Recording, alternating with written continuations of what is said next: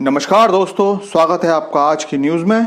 दोस्तों, भारत जिस तरह से हथियारों के मामले में आत्मनिर्भर बनता जा रहा है वो आश्चर्यजनक तो है ही, साथ ही ये यकीन दिला रहा है कि देश को विश्व शक्ति बनाने के लिए सरकार और वैज्ञानिक एक साथ कदम ताल कर रहे हैं। भारत जिस तरह से लगातार हर रोज डिफेंस में नए नए आविष्कार कर रहा है वो हर भारतवासी को गर्व का अनुभव तो कराता ही है, साथ ही देश की विदेशी मुद्रा को भारत से बाहर जाने से भी रोकता है।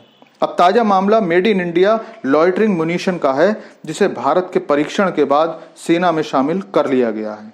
दरअसल भारत की private company Tata advance system limited ने इंडियन एयरफोर्स को भारत में बने हुए पहले वर्टिकल टेक ऑफ तथा वर्टिकल लैंडिंग वाले लॉइटरिंग सिस्टम की पहली खेप पहुंचा दी है। इसका नाम ALS-50 दिया गया है।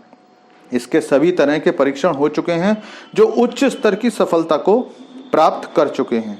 जहां इसे लद्दाख जैसे हाई एल्टीट्यूड वाले एरिया में टेस्ट किया गया, वहीं इसकी मारक क्षमता को पोखरण में भी परखा गया और दोनों ही जगह ALS-50 ने ग्राउंड पर स्थित अपने टारगेट को 100% एक्यूरेसी के साथ ध्वस्त किया।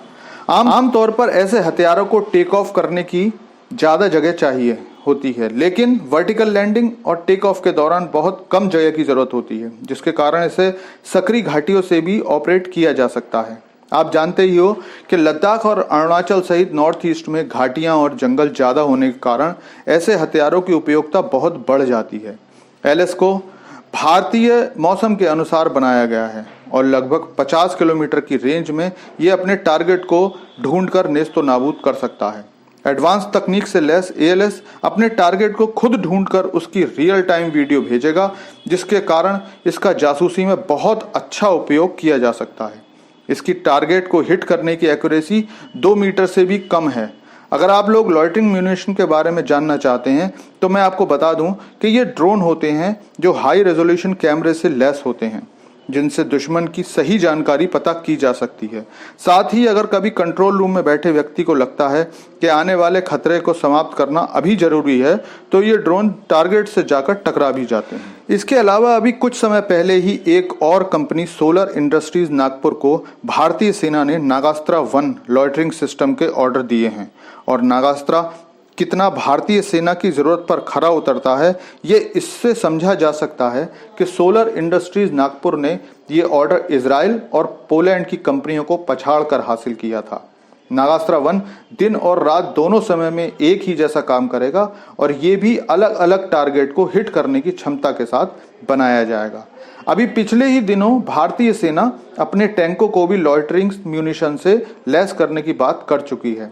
तो अगर जल्दी ही ऐसा होता है तो भारत बहुत सी विदेशी मुद्रा बचाएगा और विदेशों पर अपनी निर्भरता को भी खत्म कर देगा। दोस्तों, अगली खबर भी बहुत बड़ी है जिसका इंतजार सबको था, चाहे वो हमारे मित्र हों या दुश्मन, और इस इंतजार को भारत ने खत्म कर दिया है। दरअसल बात अग्नि प्राइम को लेकर है। आप जानते हो भारत अग्नि क्लास की कई मिसाइल बना चुका है। अग्नि रेंज को बढ़ावा देना भारत के लिए एक जुनून जैसा बन गया है। लगातार नई नई मिसाइल बनने के बाद भी अपनी पुरानी मिसाइलों को और ज़्यादा पैदा करते जाना, यही भारत की खासियत है। भारत अपनी सभी पुरानी मिसाइलों को अपडेट करता रहता है। अब खास खबर यही है कि भारत ने बंगाल की खाड़ी में न्यूक्लियर पावर बैलिस्टिक मिसाइल के लिए नोटम जारी किया है। ये नोटम 18 से 19 मई के लिए है। नोटम अगर आप लोगों को नहीं पता तो मैं आपको बता देता हूँ। ये नो फ्लाई जोन को कहते हैं और ये तब जारी किया जाता है जब कोई देश मिसाइल का परीक्षण करता है और नोटम के द्वारा सभी देशों को बताया जाता है कि जिस समय नोटम है उस दौरान अपने जहाज को उधर न ले जाएं, वरना हादसा हो सकता है।